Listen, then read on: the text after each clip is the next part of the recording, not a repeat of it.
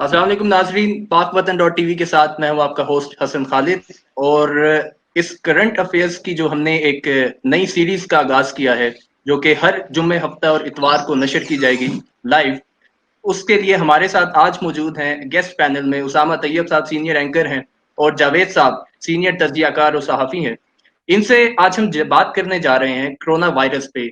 उन चीज़ों पर आज हम बात करेंगे जिन पर शायद अभी तक बात की तो गई है, लेकिन उसका उसका सही तरह से अवाम को जहां तक उसकी नॉलेज होनी चाहिए वो शायद नहीं आ पाई। हम हमारी कोशिश यही होगी कि इस जो करंट अफेयर्स की जो सीरीज है, आपको आगाह करें कि कोरोना वायरस और उसके असरात क्या हैं। तो उसामा तैयब साहब, आपसे मैं स्टार्ट करूंगा। सबसे पहले अगर हम शुरू में जाए, दिसंबर में जाएं, तो आपको नहीं लगता कि जब चाइना में दिसंबर में ये वायरस आया था, तो तब ही पाकिस्तानी हुकूमत को इसको थोड़ा सीरियस ले लेना चाहिए था और जरा इकदामात उठा लेने चाहिए थे? अतन जी, बड़ा अच्छा सवाल किया आपने। और इसमें कोई शक नहीं है कि जब चाइना के अंदर ये वायरस आया था और इब्तदाई तौर पे चाइना ने इसके ऊपर जो तहकीकात की थी, उस तहकीकात के अंदर जब ये डिक्लेयर किया गया, बताया गया कि ये एक शख्स से दूसरे शख्स को होता है, तो उन्होंने फौरी तौर पे बड़े अच्छे इकदाम किए थे चाइना ने जिस तरह से वुहान जी। सिटी को लॉकडाउन कर दिया उस सिटी के लिए, और पूरे चाइना से राब्ता मुनक़ता कर दिया, और रातों रात उन्होंने जिस तरह से हॉस्पिटल्स खड़े कर दिए।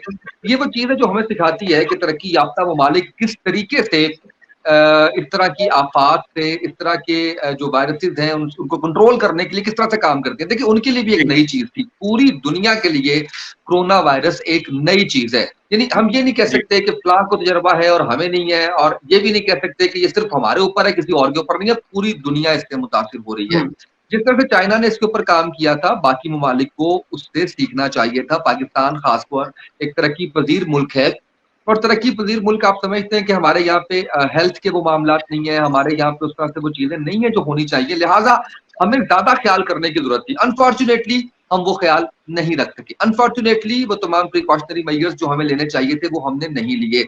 हमने जिस तरह ठीक है। से अपनी सरहदों को खोला, जिस तरह से हमने पाकिस्तान में लोगों को बाहर के ममालिक से आने दिया, जिस तरह से हमने हम्म। उनकी स्क्रीनिंग नहीं की, जिस तरह से हमने उनके टेस्ट नहीं किए, जिस तरह से हमने जी। अपनी अपनी जितनी भी सरहदें हैं उनको खोल ही रखा। ये तमाम हम्म। जो इस वक़्त केसेज़ पाकिस्तान के अंदर आए हैं, ये लोकल केसेज़ नहीं है, ये केसेज़ बाहर के ममालिक से आ रहे हैं। जी। अब जब हम जितना मर्ज़ी इसके ऊपर पछता लें, जो मर्ज़ी हम कर लें, जो होना था वो हो गया। You are absolutely right. Start के अंदर हम्म। इस पे काम करना चाहिए था, स्टार्ट के ऊपर इसको देखना चाहिए था, जो हम नहीं देख सके। हमें चाहिए अब भी यही कि अब भी हम इसके तमाम प्रिकॉशनरी मेजर्स, इसके तमाम एसओपीज़ उनको फ़ॉलो करें। हम्म। लेकिन उसामा साहब, मैं आपको यहाँ पर काटूंगा। इटली इटली जैसे जो ममालिक हैं, यूरोप को अगर हम देखते हैं, हमारे से बहुत आगे हैं। हेल्थ हेल्थ स्ट्रक्चर उनका बहुत अच्छा है बनिस्बत हमारे। वहां पर अगर डेथ मोर्टेलिटी निकाली जाए तो बहुत ज्यादा है बनिस्बत पाकिस्तान के। तो इस लिहाज से आप नहीं समझते कि पाकिस्तान को थोड़ी बहुत इसमें बचत हो गई? देखिए, मैं आपको बताऊँ, क्योस है। आप किसी भी सिचुएशन के ऊपर हम्म। ये नहीं कह सकते कि फलाँ मुल्क ने ये कर दिया तो वो बच गया, फलाँ मुल्क ने ये गलती कर दी तो वो उसके ऊपर ये सारा कुछ हो गया। ये सारी की सारी जो है वो बातें की जा रही हैं, जितने मुँह उतनी बातें। कोई इसके ऊपर हकीकी राय सामने नहीं आ रही। हम देखते हैं कि कोई कहता है कि जनाब ये गर्मी की वजह से खत्म हो जाएगा, कोई कहता है कि जनाब आप देखेंगे कि ये जून में खत्म हो जाएगा। अब तो जून-जुलाई की बात कर दी है डब्ल्यूएचओ ने। सच्ची बात ये है, अभी तक इसके बारे में कोई ऑथेंटिक न्यूज़ नहीं सामने आ रही है। अभी तहकीकात की जा रही है, अभी तहकीक की जा रही है। जब तक वो तहकीक जी। नहीं होगी, उस वक़्त तक ये मालूम नहीं होगा कि इसकी रीज़न क्या है, इसने ठीक कैसे होना हम्म। है, किस मुल्क में। अच्छा, ये मुख्तलिफ ममालिक में मुख्तलिफ तरह से रिएक्ट कर रहा है। किसी जगह पे जी। बहुत शदीद इसका आ रहा है रिएक्शन, किसी जगह पे ये कम नुकसान कर रहा है। तो हर इलाके की निस्बत से अभी तक की जो अगर आप स्टैट्स को स्टडी करें, तो उससे पता ये चलता है कि डिफरेंट ममालिक के अंदर डिफरेंट रिस्पॉन्स आ रहा है। यही से मैं यही सवाल आपसे करूंगा कि आपको क्या लगता है कि मामला खराब कहाँ हुआ शुरू में? हसन, अस्सलाम वालेकुम। तमाम वाल- नाजरीन को मैं एक चीज़ स्टार्ट से ही बताना चाहता हूँ कि देखें, जब मुल्कों के क्राइसिस होते हैं, हमने बहुत से प्रोग्रामों में ये बातें की हैं। जो सबसे हम्म। इम्पोर्टेंट चीज़ होती है लीडरशिप की। हम्म। लीडर का काम देखें, रोज़मर्रा के मामलात को समेटना नहीं होता। लीडर का काम एक लॉन्ग टर्म पर्सपेक्टिव के साथ एक सोच और एक नज़रिए को लेके चलना होता है। जब जी। दिसंबर में ये वबा आई तो मैं समझता हूँ कि उस वक़्त हमारी हुकूमत को थोड़ा-सा सोचना चाहिए था। और जनवरी में तो इट वाज ऑब्वियस कि ये वबा पूरी दुनिया को अपनी लपेट में लपेट लेगी। तो वो टाइम एक ऐसा था जब हमारी हुकूमत को थोड़ा सा कॉन्शियस होना था। मैं लफ्ज यूज कर रहा हूँ, कॉन्शियस होना था। कॉन्शियस होने का मकसद ये था, हमें अपने आप को देखना था कि हम कितने काबिल हैं, क्या हमारी हेल्थ फैसिलिटी कंपैटिबल है कि अगर इधर ये वबा ब्रोकआउट होती है तो हम आया उसको सस्टेन कर सकेंगे या नहीं कर सकेंगे। हमारे इकोनॉमिकली वो कौन से इनिशिएटिव लेने थे, वो कौन सी प्रिकॉशंस लेनी थी, ताकि हम उसको लेते हुए आने वाले वक्त में अपने आप को कैसे सस्टेन करते। जनवरी गुजर गया, फरवरी गुजर गया। आप लेकिन जावेद साहब ये भी तो देखे ना कि होगा, हमारे पास कोई सेट स्टैंडर्ड नहीं है, कोई प्रेसिडेंट नहीं है माजी के अंदर। ये एक नई सिचुएशन है जो पूरी दुनिया के लिए है। नहीं देखें, जनवरी और फरवरी के अंदर आपको याद होगा तो पूरी दुनिया को वो लपेट चुका था।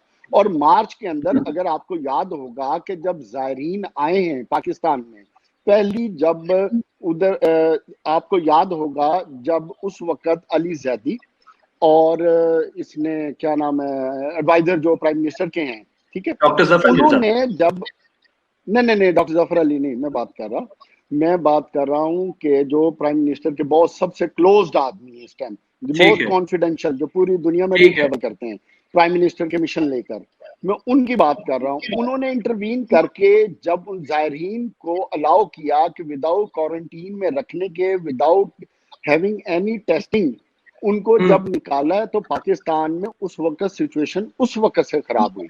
और उसका डायलमा, उसकी अगली बदकिस्मती क्या हुआ कि हमने उस वक्त भी सीरियस नहीं लिया। मुझे आज भी याद है कि 10 या 11 तारीख को मैं किसी चैनल पे शो कर रहा था, मैं बल्कि चीखा था उस शो में कि खुदा का वास्ता है कि आप लॉकडाउन की तरफ चले जाओ, खुदा का वास्ता है, मेरे ये अल्फाज थे।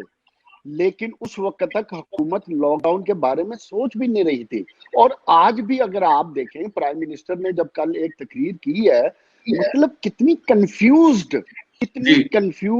तकरीर थी कि एक तरफ वो डरा रहे हैं, एक तरफ खुद डिसीजन लेके लॉकडाउन की तरफ जा रहे हैं, दूसरी तरफ खुद ही ब्लेम कर रहे हैं कि अमीरों ने ये फैसला कर लिया और ये गरीब जावेद साहब ये बात ठीक है। जावेद साहब ये बात ठीक है कि अशराफिया नहीं मजबूर किया है। नहीं, ये बात ठीक है। देखिए मेरी बात सुने ना, आप गरीब आदमी का ख्याल रखें। देखिए आप मैं एसी में बैठ के और यहाँ पे ये कह दें कि लॉकडाउन कर दें, और वो बंदा जो एक दिन की मजदूरी जो है वो कमाता है और मजदूरी कमाने के बाद जाके वो रात को अपने बीवी बच्चों को खाना खिलाता है, इस तरह से नहीं होता। इस तरह से नहीं होता ना। ये सर एसी वाले कमरों में बैठ के बात करना अच्छा लगता है जावेद साहब, लेकिन इट डजंट मेक सेंस कि आप एक गरीब आदमी जिसका बाहर निकलना है, ईंटें उठानी है, मजदूरी करनी है, उससे जाके वहां से अपनी जो रोटी कमानी है, रात को उसने वहां से सब्जी लेके जानी है, उसने जाके वो पकानी है, बच्चों ने खाना खाना है। बड़ा सिंपल है कि if you are a head of the state, if you are a custodian of the decision maker, then you should accept the decision. नहीं, it is a joke.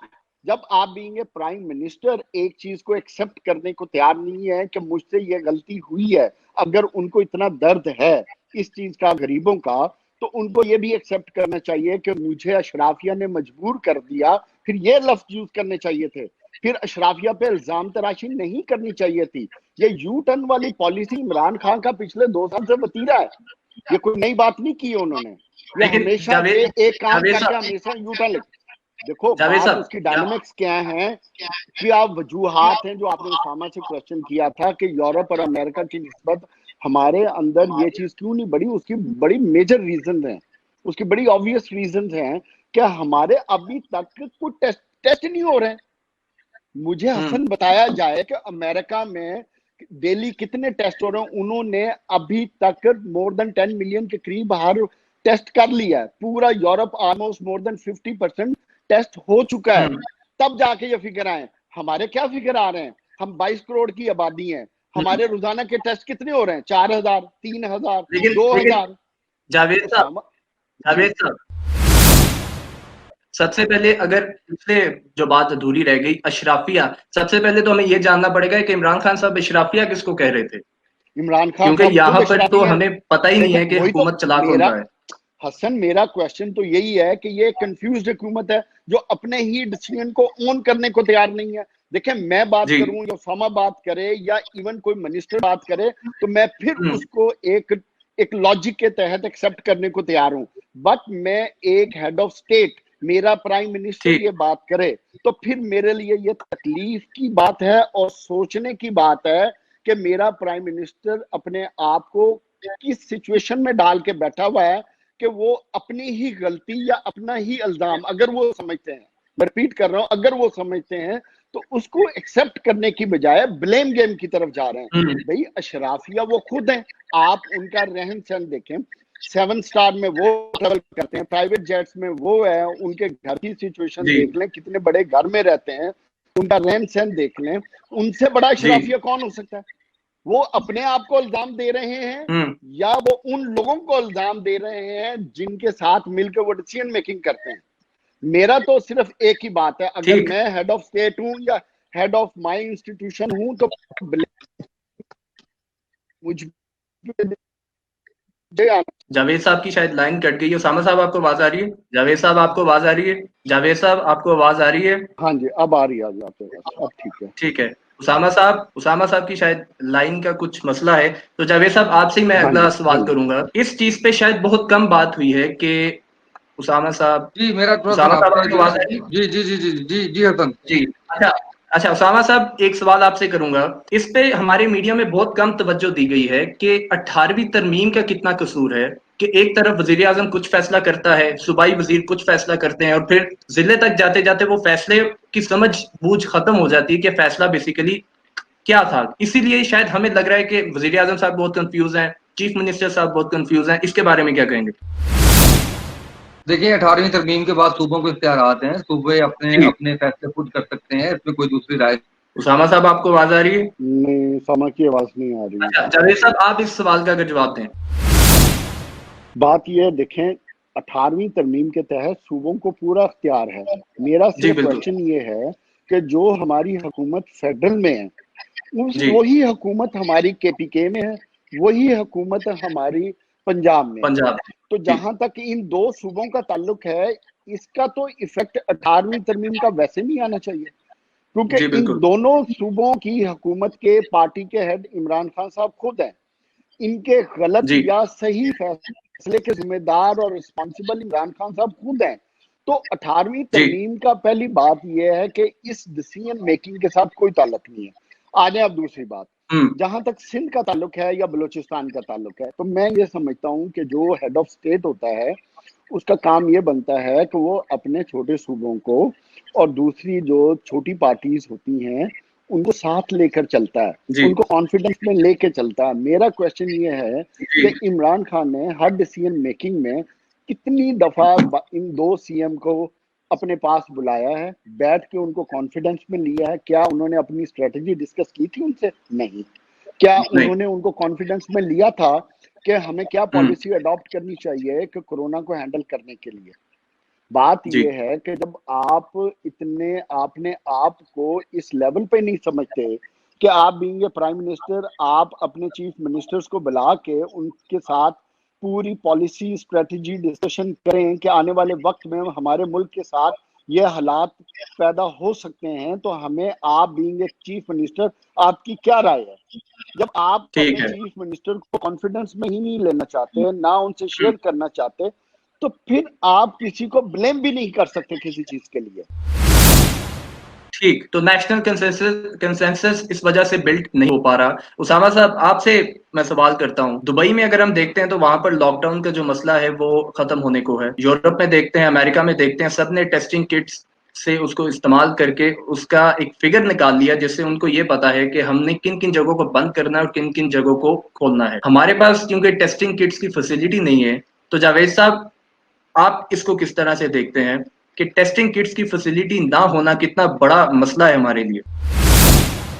देखो देखो हसन, मैंने जब शो के शुरू में एक बात की थी कि जो लीडरशिप होती है उसका काम होता है जी। विजन, विजन को लेके एक आने वाले वक्त के लिए कौम को तैयार करना, जो आपकी कमी जी। पेशी होती हैं उनको फोरकास्ट करते हुए उनकी प्लानिंग करना कि हमने आने वाले वक्त में इन हालात को कैसे फेस करना है।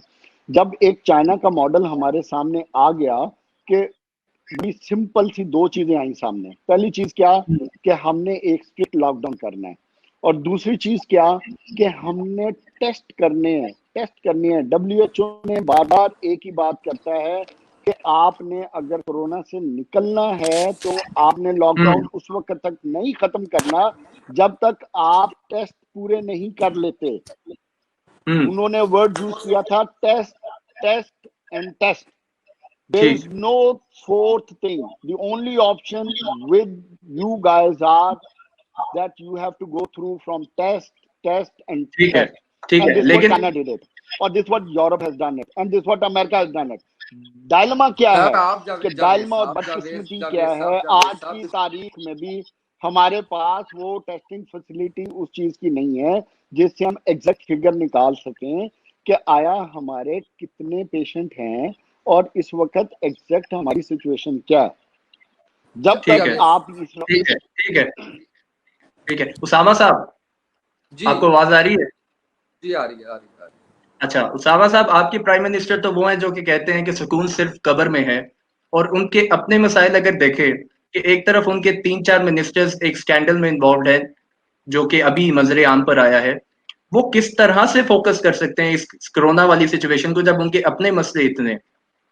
देखिए, इसमें तो कोई शक नहीं है कि हुकूमत के मसाइल हैं, इसमें कोई दूसरी राय नहीं है, लेकिन आप नहीं, उसामा इस हुकूमत की एक ही स्ट्रेटेजी है, डंग टपाओ स्ट्रेटेजी।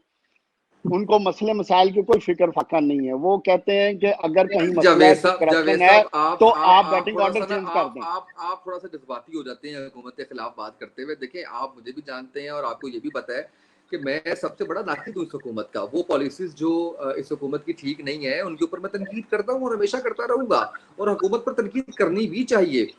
लेकिन बात ये है कि ये जो सिचुएशन इस वक्त चल रही है, इसके अंदर मुझे ये लगता है कि हमें तनकीद की बजाय कोई मुस्बत पहलुओं के ऊपर बात करनी चाहिए, क्योंकि जितनी इस वक्त आवाम परेशान है, जितना इस वक्त आप देखें कि एक आम आदमी परेशान है, मीडिया पे हम लोग भी ये बातें करते रहेंगे तो मैं समझता हूँ कि इसका फायदा नहीं बल्कि इसका नुकसान होगा, और इसका नुकसान उस आम आदमी को होगा जिसके अंदर मायूसी फैलेगी। तो हमने सिर्फ मायूसी नहीं फैलानी, हमने कोई अच्छी बात भी करनी है। देखिए, मैं एक बात आपको बताऊं कि इमरान खान जिस तरह से इस वक्त कोशिश कर रहा है उसमें तो कोई दूसरी राय नहीं है ना। मीटिंग से मीटिंग हो रही है, इसके ऊपर जो है वो काम करने की कोशिश की जा रही है, ड्यूटीज लग रही हैं, इसके ऊपर डिफरेंट SOPs बनाए जा रहे हैं। वो शख्स क्या बात करता है? वो एक ही बात करता है कि गरीब आदमी का क्या बनेगा, गरीब आदमी का क्या बनेगा। तो मैं ये समझता हूँ कि हमें इस बात को कम से कम अप्रिशिएट करना चाहिए कि इस वक्त पाकिस्तान की सरकारी आदादोशुमार के मुताबिक 25% आबादी ऐसी है जो सतह गुर्बत से नीचे जिंदगी गुजार रहे हैं। इसमें आप जब दिहाड़ीदार तबके की बात करते हैं तो मैं समझ लूं कि वो 25% नहीं है, वो 50% है। 50% से भी शायद वो लोग हैं जिन्होंने, अच्छा आप बाकी बातें छोड़ देना, जो तनख्वाहदार तबका है। जावेद साहब, मुझे ये बताएं कि एक शख्स जो तनख्वाह से अपना घर चला रहा है, वो सफेद पोश आदमी है, अल्लाह ना करे उसकी नौकरी जाती है, तो 2 माह के बाद वो क्या करेगा? 2 माह उसामा देखो, बात मेरा तो रिजर्व हो क्वेश्चन गया। बड़ा सिंपल है।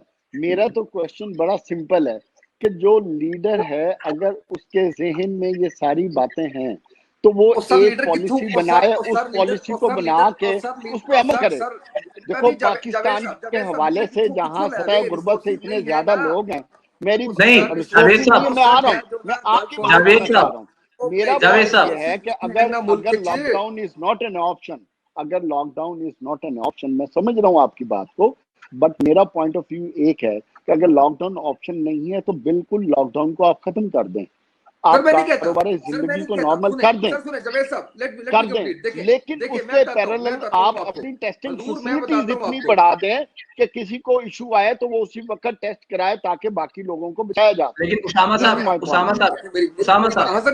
हसन एक मिनट मैं जवाब दे रहा हूँ। बात बड़ी सिंपल बात है जावेद साहब। देखें, टेस्टिंग कैपेसिटी आपने अपनी कैपेसिटी के मुताबिक ही करना है ना। आप एक बिजनेसमैन भी हैं, ठीक है, आप मुझे बताएं कि आपने अपना बिजनेस अवेलेबल रिसोर्सेज के अंदर ही करना है ना जावेद साहब। अपनी जेब से तो तनख्वाह नहीं देंगे ना अपने वर्कर्स को। आपने भी तो सर्कल चलेगा तो आपकी फैक्ट्री चलेंगी तो उसका चक्का चलेगा, तो फिर आपने आगे चलना है ना। आप जेब से तो नहीं देंगे, 1 माह दे देंगे, 2 माह दे देंगे, 3 माह दे देंगे। उसामा साहब, आपका पॉइंट आ गया। उसामा, जब आपने चीजों को प्रायोरिटाइज करना होता है, देखो, जब मैं फिर वही बात कर रहा हूँ कि जो हेड ऑफ स्टेट होता है या हेड होता है किसी भी अदारे का, वो अपनी प्रायोरिटीज को सेट करता है। आपकी मैं बात को एग्री करता हूँ। मेरा पॉइंट ऑफ व्यू सिर्फ इतना है कि आप फिर अपनी प्रायोरिटीज सेट करें। आप अपनी नंबर 1 प्रायोरिटी क्या रखें कि अगर आपने लॉकडाउन खत्म करना है तो बिल्कुल खत्म कर दें, तो सर पूरी वो कौम अवाम है आपके ना साथ सर, देगी, नंबर 1 लेकिन आप प्रायोरिटी पूरी अवाम है। पॉलिसी दें। जावेद साहब, नंबर 1 आप प्रायोरिटी जो अवाम है, देखो, जो एक आम आप आदमी है। अपने देखो, आप अगर डेवलपमेंट के फंड से या कहीं से फंडिंग से अगर आप अपनी टेस्टिंग कैपेसिटी को बढ़ाने की तरफ चले जाएं, तो मैं समझता हूं कि आप अच्छा, अपने आने वाले वक्त को सिक्योर कर सकते हैं। जावेद साहब, जावेद जब साहब, तक आप इस इशू को सॉर्ट आउट, दुनिया ने करके दिखाया है, मेरे कहने से क्या होता है, पूरे यूरोप ने लेकिन या अमेरिका ने सर अगर इस यूरोप इशू से कहाँ, निकल रहे हम हैं तो वो कहाँ, सिर्फ यूरोप के टेस्टिंग से निकल रिसोर्सेज रहे हैं। कहाँ, हमारे रिसोर्सेज कहाँ, उसामा सर साहब, जमीन उसामा आसमान साहब, का फर्क उसामा, है। आपको सारे उसामा साहब, सारे एक रिसोर्सेज इस काम पे लगाने पड़ेंगे। जी हसन। एक एक उसामा साहब, इस सवाल का जवाब दीजिएगा। नाकिद ये कहते हैं कि जब वोट वोट लेने होते हैं, जब इलेक्शन का दिन होता है या इलेक्शन का एक जब वो फेज चल रहा होता है, तब हमारे जो एमएनएज, हमारे एमपीएस को एक एक गली का पता होता है कि एक एक गली में कितने लोग रहते हैं और एक एक उनको उनकी इंफॉर्मेशन होती है। अब आकर जब हमें शदीद जरूरत है एक सर्वे करवाने की, कि अगर हम ये शुरू कर दें कि हम किन जगहों पर, किन किन घरों पर हम लोगों ने टेस्टिंग करनी है, वहां से क्या रिजल्ट निकला है, हम इस तरफ क्यों नहीं आते? एमएनएस एमपीएस जो इतने फंड्स लगाते हैं, वो कोरोना वायरस की सिचुएशन में क्यों नहीं अपने पैसे, अपनी जेबों तो से सर पैसे बात निकालते? ये नहीं है कि किसका टेस्ट करना है और किसका टेस्ट नहीं करना। इस वक्त देखिए सूरत हाल ये है कि हमारे अस्पतालों में कैपेसिटी नहीं है। वो मरीज जो कि मुश्तबा हैं, जिनके ऊपर शक है कि ये कोरोना के मरीज हैं, वो अपना टेस्ट करवाने जाते हैं, तो जिनकी सिम्टम्स कम जाहिर होती हैं उनके टेस्ट नहीं किए जा रहे। साहब, ये उनके टेस्ट टेस्ट नहीं कहाँ से किए एक जा बंदा, रहे। तो एक लेट मी आम आदमी ये कंप्लीट। टेस्ट कहाँ से कराएगा जब उसकी लेट उसकी मी प्राइस ही 10,000 रुपए है? ये पैराडॉक्स है, ये एक अलमिया गरीब है आदमी हमारे खुद में। कैसे जो करवा सकता? हमारा हेल्थ सिस्टम, इसके उसामा, अंदर रिफॉर्म उसामा, हुई थी, देखो वो फिर बात रिफॉर्म जो वही है, इमरान बात ने हेड प्रायोरिटीज करने की का आ गई वादा ना, किया था। जब ऐसा कि मैं आपके मतलब की आपने बात कर रहा हूँ, सुन ले। जब ऐसा मैं आपके मतलब की बात कर रहा हूँ कि वो रिफॉर्म जो इमरान खान ने वादा किया था, वो रिफॉर्म्स नहीं हो सकी, हेल्थ सेक्टर के अंदर रिफॉर्म्स नहीं हो सकी, 1.5 साल के अंदर हुकूमत ने नहीं कुछ किया। मैं ना पुलिस हम्म। रिफॉर्म्स की हैं, ना जुडिशियल रिफॉर्म्स की हैं, ना हेल्थ सेक्टर के अंदर रिफॉर्म्स की हैं, कहीं किसी जगह पे रिफॉर्म्स नहीं की। और ये हुकूमत आई थी, इन्होंने कहा था आने से पहले हम सिर्फ रिफॉर्म्स करेंगे। जो आपका सवाल है, जो आप कह रहे हैं, इस वक्त मसला ये नहीं है कि किसका टेस्ट करना है और किसका टेस्ट नहीं करना। लोग तो टेस्ट करवाने के लिए अस्पतालों में खजल खराब हो रहे हैं, वहां पे टेस्टिंग कैपेसिटी नहीं है, आपके पास टेस्टिंग किट्स ही नहीं है। आप टेस्टिंग किट्स बढ़ाएं। आज तो आप देखें कि अल्लाह माफ करे, यहाँ पे आपकी एकदम केसेस की तादाद कहाँ चली जाती है। 3-3 दिन बाद तो आप रिजल्ट्स दे रहे हैं, 3-3 दिन के रिजल्ट्स आप रोक के बैठे हुए हैं, 3 दिन आप बैकलॉग में चल रहे हैं। 3 से मल्टीप्लाई कर लें, आपको जितने केस आज चल रहे हैं, उनको आपके पास रिजल्ट सामने आ जाएगा कि आप कहाँ पे खड़े हुए हैं। सिचुएशन ये है कि हमें इस सूरत हाल के अंदर टेस्टिंग कैपेसिटी को बढ़ाना होगा। और उससे बड़ी जो बात है वो ये है, हमें एसओपीज के ऊपर अमल दरामद करवाना होगा। हमें डंडे से अमल दरामद करवाना पड़े, हमें अमल दरामद करवाना पड़ेगा। वो इंडस्ट्रीज जो हमने उसामा, एक खोली है चीज मैं बताऊं आपको ना, आपकी इस बात को मैं इस तरह सेकंड जी करूंगा जावेद साहब। कि इस वक्त जो पाकिस्तानी कौम की सिचुएशन है, please try to understand, more than 40-50% people, they are conscious now, they have realized it, that they have to keep a social distancing, number one. Number two, they have to be very careful and they have to No take sir, they are precautions. not, they are ठीक not है, sir, they are not, I'm sorry 40 sir, forty people are going percent मैंने word outside, use people किया are going Usama, with their 40% families लोगों का। sir, people are going देखो with their बात सुनो, families sir। 40% लोगों का, I have visited a जो बाकी pharmacy today and I saw 60% a लोग lot हैं, of people with their उनके लिए children, हुकूमत 2 or को, 3 years देखो children। उसामा, मुझे ये नहीं समझ आती कि आया अगर हम लॉकडाउन की तरफ मैं बात करता हूं तो हम कहते हैं कि गरीबों का क्या होगा। मैं तो ये बात करना चाहता हूं कि हुकूमत को एक पॉलिसी बनानी चाहिए, कंफ्यूजन से निकलना चाहिए, कंफ्यूज्ड पॉलिसी से निकल के बड़ी स्टेट पॉलिसी बनानी चाहिए कि अगर आपने लॉकडाउन खत्म करना है तो आपने 1 2 3 4 5 ये चीजें करनी है। अगर आपने स्मार्ट लॉकडाउन चलना है तो 1 2 3 4 5 ये काम करने हैं। अगर आपने कंप्लीट लॉकडाउन करना है तो फिर आपको 1 2 3 4 5 ये इनिशिएटिव लेने हैं। मेरा सवाल बड़ा सिंपल है और जवाब बड़ा सिंपल है और यही मेरी एडवाइस है हुकूमत को, वो तीनों पेपर अपने सामने रख लें, जो दिल करता है उस पेपर को उठा लें, लेकिन खुदारा कंफ्यूज ना खुद हो ना कौम को कंफ्यूज करें, बड़ी स्टेट पॉलिसी बनाएं ताकि कौम मेंटली तौर पे तैयार हो जाए। एवरीडे आके एक सर, कंफ्यूज इस स्टेटमेंट लॉकडाउन दे को कि ब्लेम गेम करने का कोई फायदा नहीं है। आप हुकूमत को अपने तमाम फंड, मैं जावेद समझता साहब, हूं अपने फंड्स का फोकस टेस्टिंग की तरफ ले जाना चाहिए, क्योंकि अगर टेस्टिंग फैसिलिटीज हमने इस लेवल पे ले गए तो हम निकल आएंगे, वरना मेरी बात याद रखें, अगले 1 साल भी आप कोरोना से ये जंग लड़ते रहेंगे। सर मैं जावेद साहब, अगर आप नहीं इकोनॉमी करना चाहते इकोनॉमी इकोनॉमी की अगर उनकी टीम देखे हुकूमत की, बड़े बड़े नाम थे, अब्दुल रज़ाक दाऊद साहब थे, अब्दुल हफीज शेख साहब थे, अभी तक इस लॉकडाउन को हुए महीना हो चला है, अभी तक अगर इनसे कोई हल नहीं निकल पाया, अभी तक इनमें अगर कंफ्यूजन है, तो आगे अवाम कैसे इनसे एक्सपेक्ट कर सकती है कि ये कुछ करेंगे? अपना हसन मेरी बात, हसन आप जी किसकी बात कर रहे हैं, डॉक्टर अब्दुल हफीज शेख की? और यार जी ये तो वो इंसान है जिसको पाकिस्तान की इकोनॉमी से कोई कंसर्न ही नहीं है, ताल्लुक नहीं है।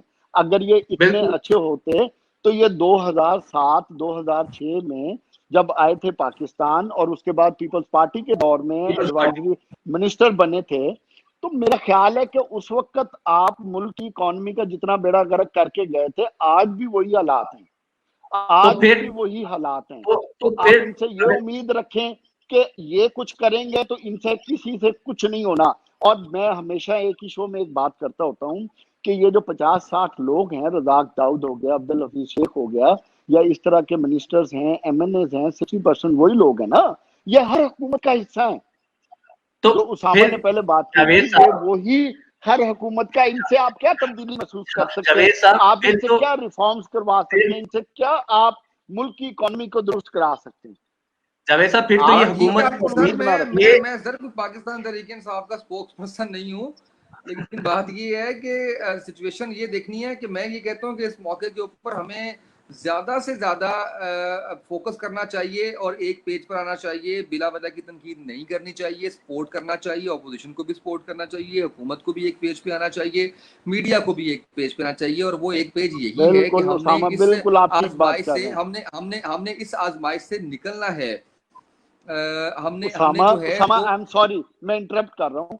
जी जी 100% आपकी बात ठीक है, लेकिन आप वो भूल गए 3 हफ्ते पहले जब प्राइम मिनिस्टर एक मीटिंग अटेंड कर रहे थे, जिसमें शहबाज शरीफ साहब भी थे, बिलावल भुट्टो जरदारी साहब भी थे, और भी बहुत से लोग थे। तो इमरान खान साहब के आपने नेशनल कंसेंसस के हालात देख लिए थे कि उन्होंने अपनी तकरीर की और उसी वक्त माइक छोड़ के चले गए थे, without listening opposition leader sir Bilawal ये भुट्टो सर जरदारी। आप भूल गए ये हैं भी आप? आपकी बात ठीक है, आपकी ये बात भी ठीक तो है, और मैं अगर नेशनल इसकी आपको कंसेंसस उस्मान कौन, देखो बात सुनो उसामा, कौन मैं करेगा आपकी नेशनल बात को आगे कंसेंसस? बढ़ाता हूँ, मैं प्राइम आपकी मिनिस्टर ने बात को आगे करानी है ना। बढ़ाता हूँ। देखें देखें, जब जब बिलावल इस वक्त बड़ी मेच्योरिटी का सबूत दे रहे हैं, और जब बिलावल ने ये बात की थी कि हुकूमत चले, हम बल्कि बिलावल ने भी कहा और मुराद अली शाह ने भी कहा कि इमरान खान साहब लीड करें, हम उनको फॉलो करने के लिए तैयार हैं। सर ये आजमाइश ऐसी है कि इसके ऊपर आप देखें कि हमें बहुत से ऐसे डिसीजन करने पड़ेंगे जो हम आम वक्त पे नहीं करते। हम इस वक्त सियासत से बाहर नहीं निकल रहे। बिल्कुल देखें, आज बिलावल ने और बड़ी हमें अच्छी निकलना बातें की हैं। चाहिए, आज बिल्कुल ठीक कह रहे हैं आप। देखिए आज जो बिलावल ने स्पीच की है, बड़ी अच्छी स्पीच की है, उसके ऊपर शिबली फराज अभी कल वो बने हैं विफाकी वज़ीर इत्तलात, और उनको उनकी उर्दू का माशाल्लाह ये हाल है कि हल्फ उठाते हुए जो है वो 10 दफा वो अटके हैं। अहमद फराज के वो बेटे हैं, इतने बड़े शायर के वो बेटे हैं उर्दू अदब के, और उनकी उर्दू आप देख लें। आज जो है वो ठा ठा ठा ठा वो मारी जा रहे हैं बातें, और वो जो है वो बिलावल के ऊपर भी तनकीद कर रहे हैं। अच्छा, मुराद सईद साहब भी दोबारा से जाग गए, और जागने के बाद वो भी तनकीद कर रहे हैं। भाई ये तनकीद का वक्त नहीं है। अगर वो बात ठीक कर रहा है, सिंध बात ठीक कर रहा है, सिंध ने कंट्रोल करने की कोशिश की है, सिंध ने बड़े अच्छे डिसीजन दिए हैं, पूरे पाकिस्तान ने उसकी तारीफ की है। आपको साथ ही जो है वो प्रॉब्लम होने शुरू हो गए। देखिए बात ये हरगिज नहीं मैं कर रहा कि विभाग जो है वो बड़ा ठीक चल रही है और बाकी हुकूमत ही करी। कहने का मकसद ये है कि जहाँ पे थोड़ी सी गुंजाइश बनती है वहां पे उनको दे दे मार्जिन। जहाँ पे आप समझते हैं कि रिसोर्सेज की अवेलेबिलिटी की वजह से मामला नहीं ठीक हो रहे, वहां पे दें उनको गुंजाइश। लेकिन इस बात में तो कोई राय नहीं है ना कि हमने सारी सिचुएशन से बाहर निकलना है, उसामा साहब, तरीके से इस आजमाइश से बाहर निकलना है। अल्लाह की ये बहुत बड़ी आजमाइश है, और रमजान का बरकत महीना चल रहा है। अल्लाह हम सब पे करम करे और हमारी जान छुड़वाए इसके अंदर। लोगों की खानदान जो है वो भूख का शिकार होने का खतरा है। लोगों के अच्छे भले जो लोग हैं उनके कारोबार तबाह होने का खतरा है। तो अल्लाह ना करे कि ऐसी सिचुएशन आए। उसामा साहब, मैं अगर अभी घर से बाहर निकलूं तो 5 बजे तक का इन्होंने टाइम दिया हुआ है कि लॉकडाउन, मुकम्मल लॉकडाउन हो जाएगा, लेकिन आपने मार्केट्स बंद करवा दी हैं, आपने लोगों के कारोबार बंद करवा दिए हैं, लेकिन आपने लोगों की आमदोरफ्त उस पे काबू नहीं पाया। आप अभी भी बाजारों में जाएं तो लोग अपनी दुकानों के बाहर खड़े हैं और रश उसी तरह ही है। उसका जब तक हल नहीं होगा तो लॉकडाउन तो फिर एक मजाक ही हुआ ना फिर।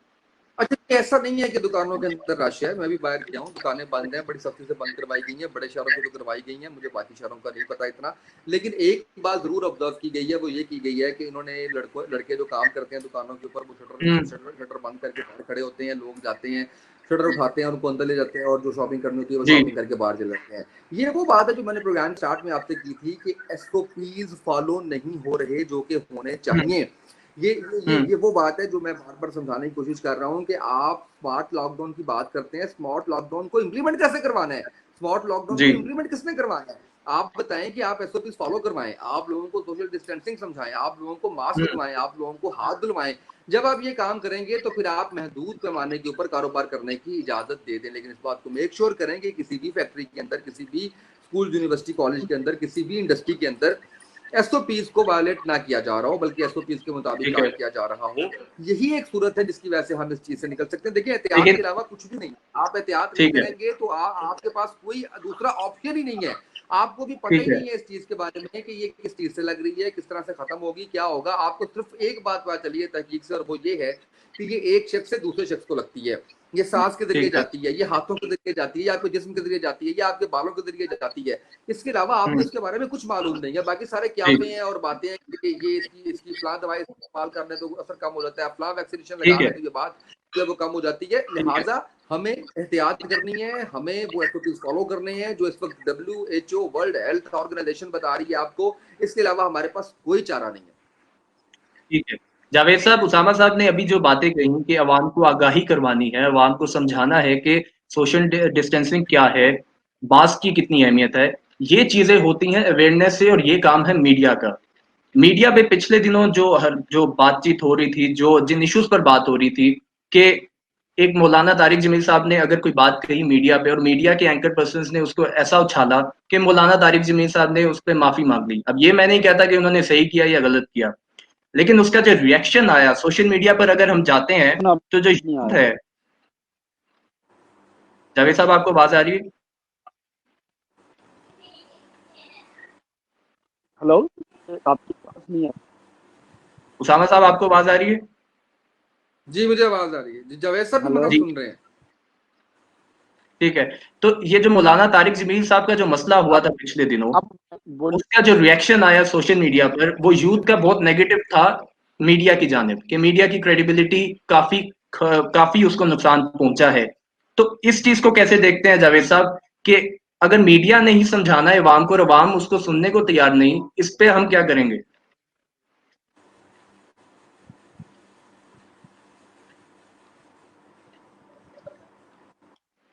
सामा साहब, आपने सवाल सुना है? आप ये पूछना चाह रहे हैं कि लॉकडाउन के बारे में? मुझे नहीं समझ आई आपके क्वेश्चन। जावेद साहब को आ रही है आवाज? पूछिएगा। जावेद साहब, आवाज आ रही है? अब बोलिएगा दोबारा। हाँ जी, अब ठीक है आवाज। ठीक है, तो जावेद साहब, मैं ये कह रहा था कि मीडिया ने समझाना है अवाम को कि मास्क की क्या अहमियत है, अवेयर करना है अवाम को, आगाही देनी है अवाम को। पिछले दिनों मौलाना तारिक जमील का जो मसला हुआ मीडिया पर, उसके बाद अवाम का जो रिएक्शन है, अगर सोशल मीडिया पर जाते हैं, बहुत नेगेटिव है मीडिया के हवाले से। अगर मीडिया अपनी क्रेडिबिलिटी करेगा इस तरह से, तो अवाम को कैसे समझा पाएगा कि यार आपने इस तरह करना है, आपने मास्क पहनना है, आपने। अवाम अगर सुनेगी नहीं तो मीडिया किसको समझाएगा? देखो, असल बात यह है कि मीडिया तो फरवरी से लेके अभी तक, अगर आप जितने चैनल्स हैं उनके अगर टॉक शोज देखें तो उसमें बात ही कोरोना वायरस के हवाले से हो रही है। और मैं ये समझता हूँ कि सोशल मीडिया से लेके इलेक्ट्रॉनिक मीडिया और प्रिंट मीडिया तक, और जर्नल डिस्कशन से लेके हर लेवल के ऊपर कोरोना वायरस के बारे में डिस्कशन हो रही है कि किस तरीके से इस वबा से बचा जाए, और एक इंडिविजुअल ने अपने आप को, अपनी फैमिली को और अपनी सोसाइटी को किस तरह प्रोटेक्ट करना है, और उस इंडिविजुअल की क्या रिस्पॉन्सिबिलिटी है।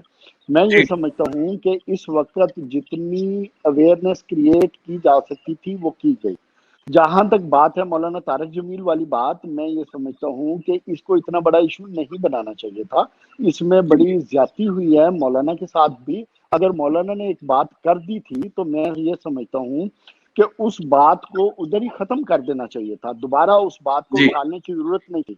पहली बात यह है कि मौलाना को अपने आप को पॉलिटिसाइज करना ही नहीं चाहिए था, उनको सिंगल ठीक है। आउट करना ही नहीं चाहिए था कि ये अच्छे लोग हैं या बुरे लोग हैं, या ये बुरे लोग हैं या अच्छे लोग हैं। जो मौलाना का लेवल है, जो अल्लाह ने उनको इज्जत और मकाम अता किया हुआ है, तो जी। उनको जो जेब देता है वो जेब ये देता है कि वो पूरी कौम की बात करें, पूरी कौम की फलाह की बात करें, ना कि इंडिविजुअल्स को या किसी एक सेगमेंट ऑफ सोसाइटी को क्रिटिसाइज करें। मौलाना ने तो ठीक ये है। बात कर दी, लेकिन उसके बाद जिस तरह मीडिया ने उसे टेक ओवर किया, वो मैं समझता हूँ इतनी ज्यादा उसकी हाइप क्रिएट नहीं होनी चाहिए थी, लेकिन हो गई। Next 24 ji. आवर मैं फिर कहता हूँ कि हो गई, कोई बात नहीं। लेकिन जी। जब उसके बाद मौलाना ने एक बड़ेपन का मुजाहरा करते हुए अपनी गलती की ओपनली माफी मांग ली, और हर जगह हर बंदे से और हर लेवल पे, तो जब वो बात ठीक होगी है। तो उस बात को उधर ही खत्म हो जाना चाहिए था। ये वो ठीक है। इतनी बड़ी बात नहीं थी, क्योंकि देखें पॉलिटिशियंस के ऊपर, मीडिया के ऊपर, इंडिविजुअल्स के ऊपर क्रिटिसिज्म होता है। आप देखें, हमने अभी अपने शो में इमरान खान से लेके पूरी हुकूमत को क्रिटिसाइज किया, उनकी पॉलिसीज को क्रिटिसाइज किया, उनके कॉल ऑफ फेल के तजाद को क्रिटिसाइज किया, उनके यू टर्न को क्रिटिसाइज किया, उनके मिनिस्टर्स को क्रिटिसाइज किया। ठीक है, ये एक रूटीन की बात है, जहां ओके। गलती कोई करता है उसको क्रिटिसाइज करना चाहिए। मौलाना ने जो गलती की, ठीक है, मैं समझता हूँ, मेरी जाती ठीक राय है। है ये ठीक। कि मौलाना को सिंगल आउट नहीं करना चाहिए था। कोई कितना भी है उनको जेब नहीं देता, क्योंकि उनका मकाम है, एक मुआशरे में उनकी एक इज्जत है, तो उनको ये जेब नहीं देता ठीक है। था। और इसी ठीक है। तरह मैं समझता हूँ कि हमारे मीडिया को भी इसको इतना सीरियस नहीं लेना चाहिए था, इस बात को उधर ही खत्म ठीक कर है। देना चाहिए था। उसामा तैयब साहब, बहैसियत सीनियर एंकर पर्सन, आप इन इकदामात को किस तरह से देखते हैं कि प्राइम मिनिस्टर साहब ने सीनियर सहाफ़ी और तज्जियाकार को प्राइम मिनिस्टर हाउस बुलाया और वहां पर उनके सवालों के जवाब भी दिए कोरोना वायरस की आगाही के सिलसिले में, इसको किस तरह से देखते हैं? देखिए, ये एक अच्छी और खुशाइंद बात है। इससे पहले माजी में हमने नहीं जी। देखा कि इस तरह से प्राइम जी। मिनिस्टर हाउस में एक्सेस हो सहाफ़ियों की। ये क्योंकि पाकिस्तान तहरीक-ए-इंसाफ उस तरह से रवायती एक पार्टी नहीं है। गो वो तमाम जो उम्मीदें थी उनसे वो बड़ी बुरी तरह से मुतासिर हुई हैं, इसमें कोई दूसरी राय नहीं है। लेकिन ये चीज़ जिसकी तरफ आप बात कर रहे हैं कि सहाफ़ियों को बुलवाना, उनके सवालों के जवाब देने, इससे पहले माजी में कोई भी प्राइम मिनिस्टर इस तरह से नहीं जी। करता रहा। तो फिर भी जो जैसे भी हैं उनको बेशक तनकीद का सामना करना पड़ता है, क्योंकि वहाँ पर सहाफ़ी बड़े खुली बात करते हैं, साफ बात करते हैं, कड़ी बात करते हैं। उसके बावजूद वो और उनमें इतनी इखलाकी जुर्रत कम से कम है कि वो सहाफ़ियों को बुलवा के उनके सवालों के जवाब दें। लिहाजा मेरा ख्याल है कि ये एक अच्छी चीज़ है और इसको इसी तरह से जारी रहना चाहिए। बुलाना चाहिए एंकर्स को, सहाफ़ियों को, उनके सवालों के जवाब भी देने चाहिए, ताकि कौम तक बात जो है वो पहुँचती रहे। और जो टेली मैराथन कर रहे हैं प्राइम मिनिस्टर साहब, वो भी तमाम चैनल्स पर उन्होंने की, या खुद टाइम निकाल रहे हैं, गरीबों के लिए चंदा इकट्ठा कर रहे हैं, पैसे कर रहे हैं, लोग उस पर तनकीद करते हैं। जावेद साहब भी उस पर तनकीद ज़रूर करेंगे, जावेद साहब अपनी आदत से मजबूर होकर इस पर तनकीद करेंगे। लेकिन बात ये है कि वो जिस तरीके से उसामा, कोशिश मैं कर रहे हैं, हर मेरा उस ख्याल है कि चीज हमें को ज़रूर हर उस चीज को जरूर तनकीद करूंगा, जो अगर मैं ये समझता हूँ कि मेरे मुल्क या मेरे अवाम की भला के लिए नहीं है, उसकी फलाह के लिए नहीं नहीं, है, ये ठीक है, ये उसकी बात ठीक है, मेरी ये ठीक सिर्फ बात एक है। ही बात है। देखो, मैं कंसेप्चुअली बड़ा क्लियर हूँ कि अगर मैं हेड ऑफ स्टेट हूं तो मुझे क्लैरिटी ऑफ माइंड होना चाहिए। अगर मैं हेड ऑफ स्टेट हूं तो मुझे कंफ्यूज थोड़ा नहीं मौका होना दो ना, चाहिए। नवे ने सीख जाएंगे, थोड़ा मौका दो, न सीख मैंने जाएंगे। अच्छा, अब इसी पे मेरा पूरा एक शो बनता है कि मुझे सिर्फ ये बताया जाए कि आपके टैक्स की कॉस्ट पे उनकी हम ट्रेनिंग करें। एक गरीब अवाम के, बिजनेसमैन के टैक्स की कॉस्ट पे हम बुजदार की ट्रेनिंग करें, इमरान खान की ट्रेनिंग करें? क्यों? अच्छा, लेकिन वो जावेद हमारे साहब, ट्रेनिंग पैसे के लिए इतने फालतू और हैं जावेद कि साहब पूरा रुकिए, मुल्क उनको बर्दाश्त करे कि उनकी ट्रेनिंग। फिर उसामा, बात सुनो तो हम मार्केट। जावेद साहब आपकी बात का जवाब मेरे पास है। ट्रेनिंग के लिए देखें, फवाद चौधरी दिया हुआ है, ट्रेनिंग के लिए जुबैदा जलाल दी हुई है, ट्रेनिंग के लिए जो है वो बाबर अवान दिया हुआ है, ट्रेनिंग के लिए फिरदौस आशिक अवान दी हुई थी। ट्रेनिंग के लिए तो ये एक लंबी लाइन लगी हुई है हजूर वाला, अब इसके उसामा अंदर तो साहब, बहुत से ऐसे नहीं नाम तो थे जो फिर आपको ट्रेनिंग में बुजदार ही मिला था एमकेएम ट्रेनिंग एमकेएम कराने वाले के लिए। दिए हुए हैं, एमकेएम वाले दिए हुए हैं। तो ट्रेनिंग के लिए तो बहुत से लोग दिए सर, हुए हैं, जिन पर ट्रेनिंग वो के लिए इसलिए तो दिए आसिम हुए हैं कि बादशाह उनकी उनको दे ट्रेनिंग दी अच्छी गए हो, हैं। उस पर भी आप तनकीद करते हैं। आप कहते हैं कि सारे इधर नहीं उधर नहीं के लोग नहीं, उठा के ले गए हैं। पाकिस्तान की कॉस्ट पे मैं ये बात बिल्कुल सुनने और बर्दाश्त करने को तैयार नहीं हूं कि चाहे वो इमरान खान हो, चाहे बुजदार हो, चाहे मिनिस्टर हो, चाहे ये पूरी हुकूमत हो, कि इनको ट्रेनिंग के लिए एक दिन भी देना चाहिए। मैं इस चीज के सख्त खिलाफ हूं। मैं क्यों उसकी कॉस्ट बर्दाश्त करूं, मेरा मुल्क क्यों कॉस्ट वो बर्दाश्त करे। उसका हशर आपने देख लिया, आपकी इकोनॉमी का बेड़ा गर्क हो गया इनकी ट्रेनिंग के चक्कर में। कोरोना वायरस में इन्होंने पूरे मुल्क का बेड़ा गर्क कर दिया एक सही पॉलिसी बनाने तक। आज अगर इनमें कुछ समझदारी होती, कोई मेच्योरिटी होती, कि लॉन्ग टर्म पर्सपेक्टिव होते, कोई सोच होती, फोरसाइटेडनेस होती, जो चीजों से सीखने की सलाहियत होती, तो इनकी पॉलिसी भी कंसिस्टेंट होती। लीडरशिप हमेशा ठीक है। कंसिस्टेंसी का नाम है, पॉलिसी हमेशा